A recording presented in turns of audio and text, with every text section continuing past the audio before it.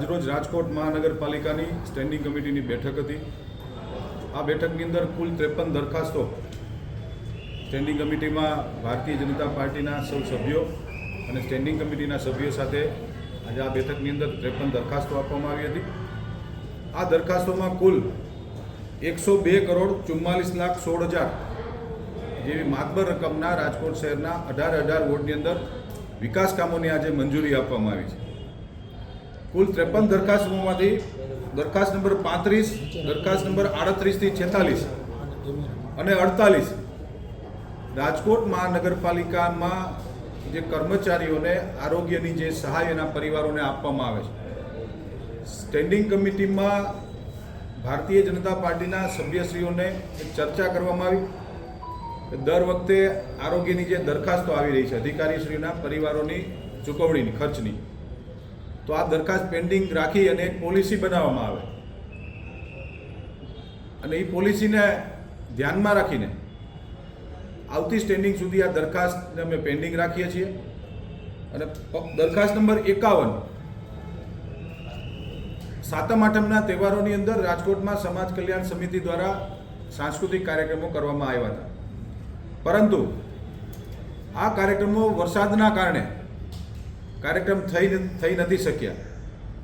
પરંતુ ભૂતકાળમાં રાજકોટ મહાનગરપાલિકાની અંદર કાર્યક્રમ જ્યારે નથી થતા ત્યારે કલાકારો પોતાના ખર્ચે રાજકોટ આવી ગયા હોય છે, તો એને ભૂતકાળમાં પૂરેપૂરા પૈસા ચૂકવાતા, પરંતુ આ વખતે રાજકોટ મ્યુનિસિપલ કોર્પોરેશનની સ્ટેન્ડિંગ કમિટીમાં ભારતીય જનતા પાર્ટીના સર્વે સભ્યશ્રીઓએ એક વિષય મૂક્યો હતો કે કાર્યક્રમ જ નથી થયો તો પૂરા નાણાં ન ચૂકવવા જોઈએ। એટલે આજે એક પોલિસી બનાવવામાં આવી છે કે 50% પૈસા એને ચૂકવી દેવાના, 50% પૈસા એને ન ચૂકવવા જોઈએ।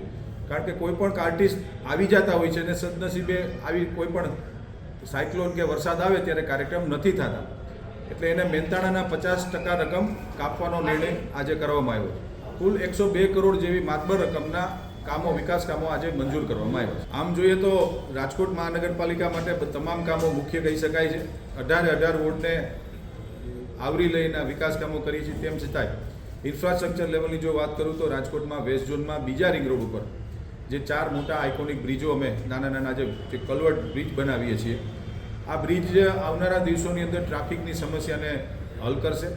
18 વોર્ડની અંદર ક્યાંક પેવિંગ બ્લોકના કામ છે, ક્યાંક રોડ નવા બનાવવાના છે, ક્યાંક આરોગ્ય ક્ષેત્રની અંદર એક મેડિકલ સેન્ટર અમે બનાવીએ છીએ વોર્ડ નંબર 3ની અંદર। એટલે તમામ કામો ભારતીય જનતા પાર્ટીના શાસકોએ આજે 102 કરોડના કામોને મંજૂર કરવામાં આવ્યા છે। મનપાની પૂર્વઝોન કચેરીમાં જે ફાયરના સાધનો ઇન્સ્ટોલ કરવાની વાત હતી, એક કાલા રોડ પર પાર્ટી પ્લોટની વાત હતી, શું કહેવા? મનપાની પૂર્વ ઝોન વિસ્તારની અંદર તમામ જેટલી પ્રોપર્ટીઝો છે, કોમ્યુનિટી હોલ છે, ઓડિટોરિયમ છે, કચેરીઓ છે, ત્યાં ફાયર સેફ્ટીના સાધનોનું 4 વખત ટેન્ડર કરવાથી આ વખતે 5મી વખત રીટેન્ડર કરીને પાર્ટી આવી છે, એ કામને મંજૂરી કરવામાં આવ્યું છે।